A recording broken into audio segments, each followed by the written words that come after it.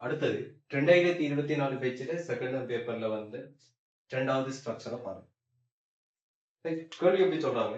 சமநிலை எக்ஸ் வர்க்கம் பெரிது அல்லது சமன் 4x வர்க்கத்தின் கீழ் x3 ஐ திருப்தியாக்கும் எக்ஸின் மெய்ப்பெருமானங்களை காண்க.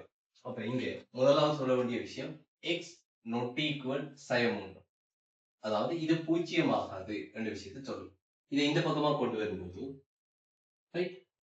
எக்ஸ் வர்க்கம் சய 4x வர்க்கத்தின் கீழ் x3 பெரிது அல்லது சமன் 0. இங்க x வர்க்கத்தை பொதுவாக எடுத்துக்கொண்டால் இங்க எப்படி வரும்? 1 சய 4 கீழ் x3 பெரிது அல்லது சமன் 0. எனவே x வர்க்கம் x3 சய 4 என்று சொல்லும்போது x சய 1 அதன் கீழ் x3 பெரிது அல்லது சமன் 0. எக்ஸ் வர்க்கத்தை பொதுவாக எடுக்கலாம். அதுக்கு ஒரு ஃபார்மசி எடுத்துக்கொண்டால் x3 சய 4 x சய 1. அடுத்த ஸ்டெப் x வர்க்கம் x சய 1 பகுதி தொகுதி இரண்டையும் x3 பெருக்கிக் கொண்டவனால் கீழே x3 முழுவதின் வர்க்கம் பெரிது அல்லது சமன் 0. இப்ப x3 முழுவதின் வர்க்கம் என்றால் அது ஒரு நேர்பெருமானம். அதால இங்க சமநிலையை பெருக்கும் போது என்ன நடக்காது? சமநிலை குறியில எந்த ஒரு மாற்றமும் வராது. எனவே குறுக்கே பெருக்கிக் கொண்டால் x வர்க்கம் x ஐ 1 தர x3 பெரிது அல்லது சமன் 0. எனவே E சமன் x வர்க்கம் x ஐ 1 தர x3 என்க ஒரு எண்கோடு இந்த சமநிலையை வந்து என்ன சொல்லுவோம்? பூஜ்ஜியமாக்குற பெருமானங்கள் எல்லாவற்றையும் இதுல வந்து போடும். இதுல வந்து பாத்தீங்கன்னு சொன்னா இப்ப எக்ஸ் வர்க்கம் போடணும் கூட அவசியம் இல்லை. என்ன சொல்லுவோம்? ஆனா எக்ஸ் வர்க்கம் வந்து என்ன சொல்லுவோம்? எங்க தேவைப்படும் வேண்டாம், எக்ஸ பூஜ்ஜியமாக்குறது தேவைப்படும். இந்த சமநிலை வெறும் பெரிது பூஜ்ஜியம் என்ற ஒரு சமநிலையாக இருக்கும் என்றால், பெரிது அல்லது சமன் பூஜ்ஜியம் என்று இல்லாமல் பெரிது பூஜ்ஜியம் என்ற ஒரு சமநிலையாக இருக்கும் என்றால் நீங்க இந்த தாராளமா எக்ஸ் வர்க்கத்தால பிரிச்சு விடலாம். ஏன்னா எக்ஸ் வர்க்கம் வந்து நேராக இருக்கும், இல்லாட்டி பூஜ்ஜியமாக இருக்கும். இது பெரிதல்ல சமன் பூஜ்ஜியம் என்றதால அந்த எக்ஸ் சமன் பூஜ்ஜியம் என்ற பெருமானத்தை எடுத்து யோசிக்கணும்.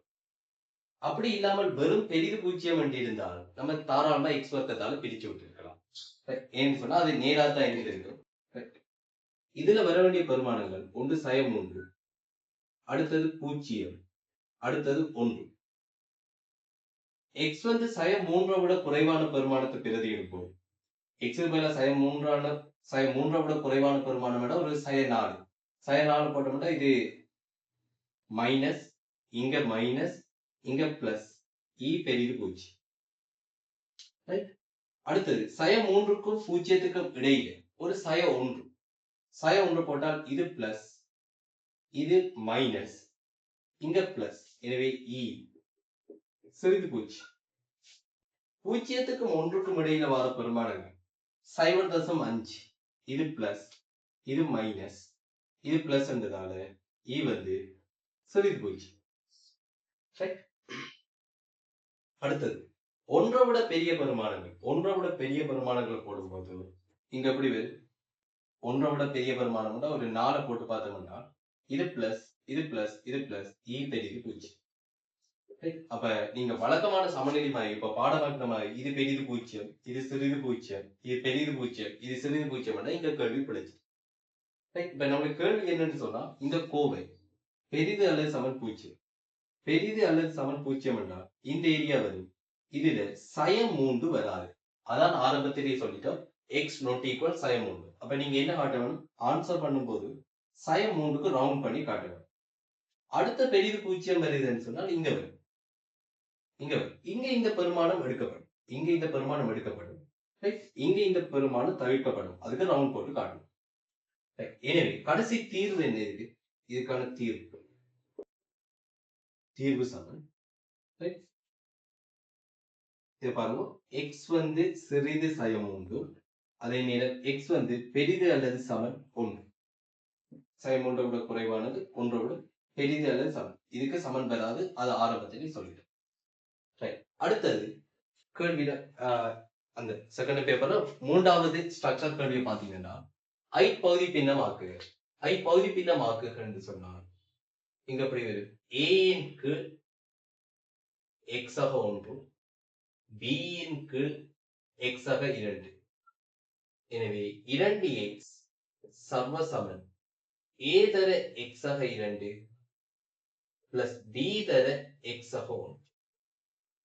குணகங்கள் சமப்படுத்தும் போது x இன் ஓராம் அடுக்கின் குணகம் இங்க எப்படி வரும்? 2 a சக b.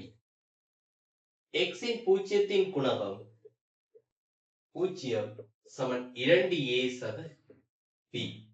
இது சமன்பாடு 1, இது சமன்பாடு 2. சமன்பாடு 1 இருந்து சமன்பாடு 2 கழிக்கும் போது 2 சய 0 2. இதிலிருந்து இதை கழிக்கும் போது பியும் பியும் போயிடும். a சய 2a என்று சொல்லும் போது சய a. எனவே a சமன் சய 2. a பெருமானம் சய 2 என்று சொன்னால் b பெருமானம் 4. a பெருமானம் சய 2 என்றால் b பெருமானம் என்னது? 4.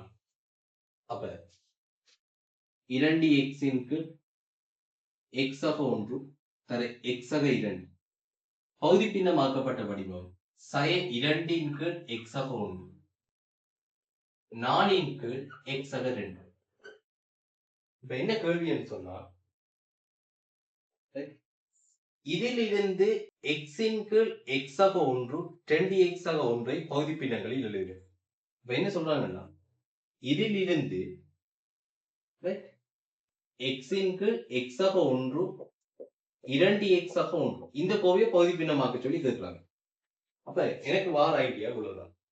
இங்க x ஆக 1 இருக்கு, இங்க x ஆக 1 இருக்கு. நீங்க இது ரெண்டையும் சேர்த்து யோசிப்பீங்கன்னா குழம்பிடுவீங்க.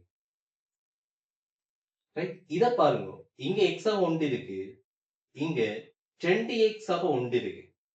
இப்ப இவ்விடத்துல இருக்கிற x இவ்விடத்துல இருக்கிற 2x ஆக மாறுதுன்னு நினைச்சு பாருங்க. அப்ப இவ்விடத்துல இருக்கிற x அதிலும் 2x ஆக மாறினா 2x ஆக 2 அதுல இருந்து 2 பொதுவா எடுக்கும் போது இந்த x ஆக 1 உருவாக்கலாம். இந்த x ஆக 1 தான் இந்த x ஆக 1 என்றால் இதுக்கும் இடையில தொடர்பு எடுக்க இயலாது. ஆனா இது ரெண்டையும் யோசிச்சு பார்த்தோம்னா இந்த x 2x ஆக மாறுது. அப்ப x-க்கு பதிலாக 2x பிரதியிடுவோம். அப்படி யோசிச்சு பார்த்தா 2x ஆக 1 2x ஆக 2. இந்த 2x ஆக 2ல இருந்து 2 பொதுவா எடுத்துக்கொண்டா அது x ஆக 1 வருது. அப்ப நான் என்ன செய்யறேன்? x ஐ 2x ஆல் பிரதி வைக்க.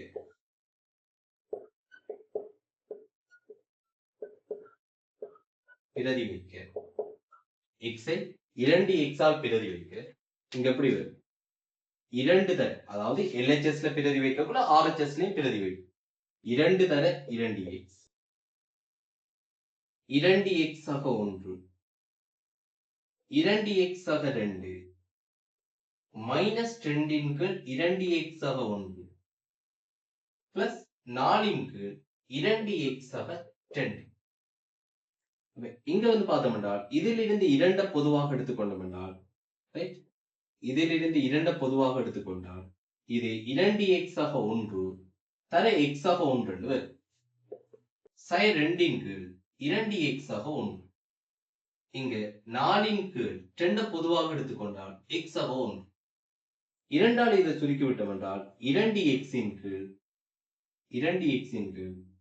அவங்க கேட்ட ஆர்டர்ல எழுதுவோம். x ஆக 1 தர 2x ஆக 1. சய 2 இன் கீழ் 2x ஆக 1. இரண்டால சுருக்கும் போது 2 இன் கீழ் x ஆக 1. எனவே இத பகுதி பின்னமாக்கிட்டு இதிலிருந்து அவங்க கேட்ட வடிவம் வந்து என்ன சொல்லுவோம்? x இன் கீழ் x ஆக 1 2x ஆக 1. அப்ப என்ன செய்வோம்? இங்க ஒரு 2 வருது, அந்த 2ஆல சுருக்கி விடும்.